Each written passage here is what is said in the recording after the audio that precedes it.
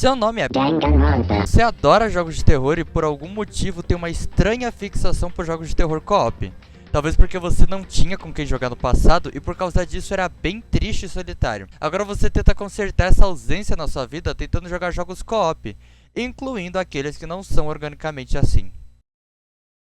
Enfim, depois de tanto procurar, você encontra um jogo esquisito chamado Obscure. Fortnite, Free Fire, Fortnite, Call of Duty, PUBG. Você procurou um pouco por esse jogo e descobriu que ele não é tão mal falado quanto você imaginava.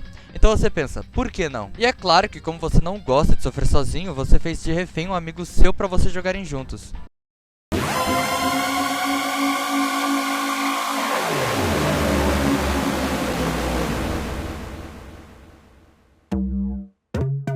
Introduzione, manito!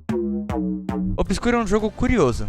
Lançado em 2004 por um estúdio francês chamado Hydra Vision, os desenvolvedores tinham uma ideia bem simples na cabeça: se basear no filme que ninguém conhece, A Faculdade, e algumas outras obras desconhecidas, tipo o filme Pânico, aquele filme estranho lá. Eles se basearam em obras clássicas e já condecoradas da época para fazer um jogo de terror na vibe survival horror. Para gameplay, eles se inspiraram no óbvio da época, que era Resident Evil e Silent Hill, que é o básico dos jogos de terror. O jogo é até interessante em questão de conceito, já que ele pode ser jogado em single player ou multiplayer. Considerando que ele pertence ao PS2 e sendo de 2004, eu acho isso um Gigaton Games vibes. Porque imagina, você tendo um jogo de terror survival horror pra jogar sozinho com seu amigo em um co-op local, só eu que acho irado?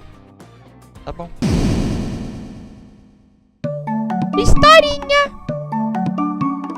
Zinha! O jogo se passa na escola Livermore, a escola americana clássica que tem alunos desaparecidos. A gente começa com Kenny, o nosso protagonista jogador de basquete. Ele resolve ficar depois da aula pra jogar mais ou alguma coisa do tipo. Quando ele resolve finalmente ir pra casa, uma silhueta misteriosa pega a bolsa dele e o Kenny, então, se desprendendo das amarras da sociedade, ele vai atrás da silhueta, adivinha os lugares por onde ela passou, entra num porão de uma casa atrás da escola e num caminho bem rápido ele morre, pra depois voltar vivo na metade do jogo. Então, eba! No dia seguinte, os grandes amigos do Kenny já sentem falta dele e, repetindo o mesmo erro do amigo, eles resolvem ficar até tarde na escola para investigar o desaparecimento dele. Antes de continuarmos, a gente precisa apresentar resumidamente os nossos protagonistas. Os nossos personagens são Kenny, o atleta desaparecido, Shannon, a irmã nerdola do Kenny, Stem, o maconheiro, Josh, o cara que tem uma câmera que a gente nunca usa, e Ashley, a namorada do Kenny que por algum motivo é especialista em armas de fogo. Rapidamente a gente descobre que a escola está infestada de criaturas, especificamente de criaturas plantíferas. Tenha medo da criatura da salsinha. Como foi dito antes, o jogo é co-op local e a gameplay é minimamente similar a um jogo de Lego. O que isso quer dizer? Quer dizer que o jogo sempre terá dois personagens na tela. E quando você joga sozinho, você pode alternar entre os personagens. Sendo direto, eu não sei como funciona a gameplay single player do jogo, até porque eu joguei co-op, mas ao menos a co-op é bem funcional. O jogo não é tão intrusivo na jogabilidade dele, single player ou multiplayer não faz diferença alguma na sua progressão ou sequer na história. No jogo, cada um dos personagens tem uma habilidade especial. Josh avisa se tem um item na sala, Stem abre trancas mais rápido, Shannon resolve puzzles, Ashley atira bem e o Kenny corre. Sim, o protagonista do jogo tem a habilidade especial correr. Vocês não têm ideia do quanto isso me afetou psicologicamente. Descascando um pouco dos personagens, os melhores realmente são Josh e Ashley. Apesar de que quando eu joguei, a Ashley foi substituída pela Shannon porque ela é bonita.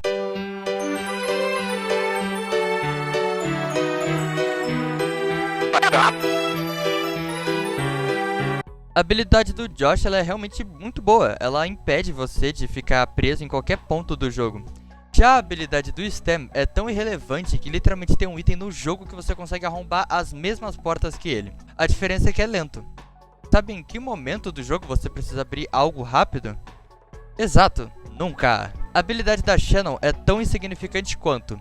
Tipo, em nenhum momento a gente usou a habilidade dela. E isso acontece porque os puzzles são bem fáceis, na verdade. Não existe nenhum puzzle extremamente difícil que vai alimentar o seu jogo por horas. E por causa disso, a habilidade dela é bem desnecessária, na verdade. A Ashley é realmente boa, mas a gente nunca usou ela. E o Kenny, acredite se quiser, ter a habilidade de correr nunca foi e nunca será útil.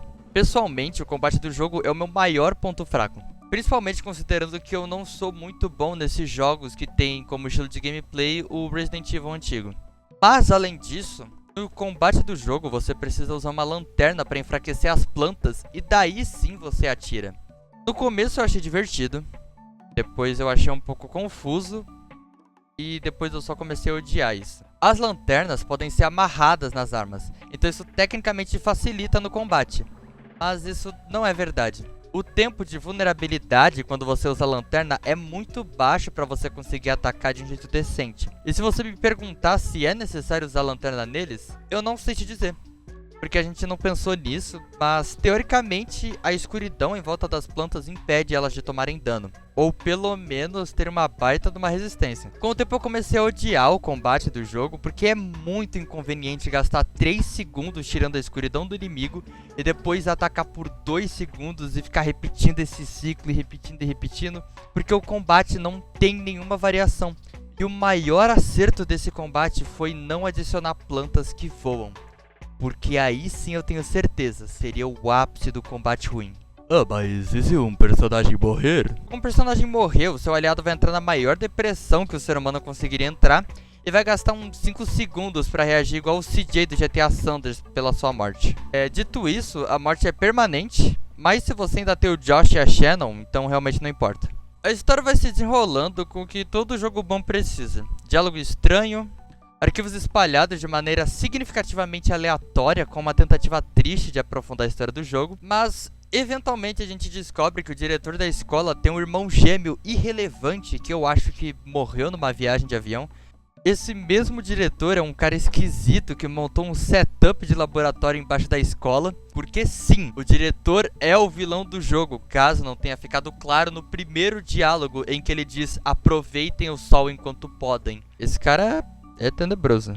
De maneira resumida, o irmão do diretor supostamente morreu num acidente de avião, só que o diretor, se sentindo no ápice da medicina, criou um projeto que transforma o ser humano numa planta monstruosa. Ele foi aperfeiçoando esse projeto nas vítimas que ele sequestrava, só que, eu sei lá, de alguma forma, o irmão dele chupou o projeto de virar planta e virou uma planta, ou alguma coisa do tipo. E o diretor quis criar algum projeto de desaparecer com o sol, ou deixar o irmão dele imune ao sol. Eu não entendi direito o plano desse cara. E surpreendendo um total de 0 pessoas, o irmão gêmeo plantífero do diretor da escola é o boss final.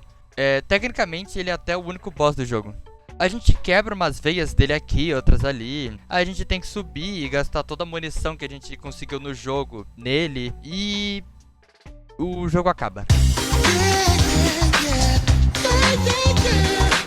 Se você achou o final do jogo repentino demais, é porque ele realmente é. Literalmente a gente gasta toda a munição no boss final e a gente vai embora. É literalmente isso o final do jogo. Não existe nenhuma conclusão satisfatória ou algo do tipo. É só realmente gasta a munição e vai embora. Obscure é um jogo que definitivamente ele tenta ser algo entre um Resident Evil e um Buffy the Vampire Slayer. Mas acaba sendo uma adaptação meio sem sal de Pânico pro PS2. Mas pra mim o destaque maior desse jogo realmente é a trilha sonora. Eu gosto bastante daquela musiquinha lá que fica falando Perpetua, perpetua, perpetua, perpetua.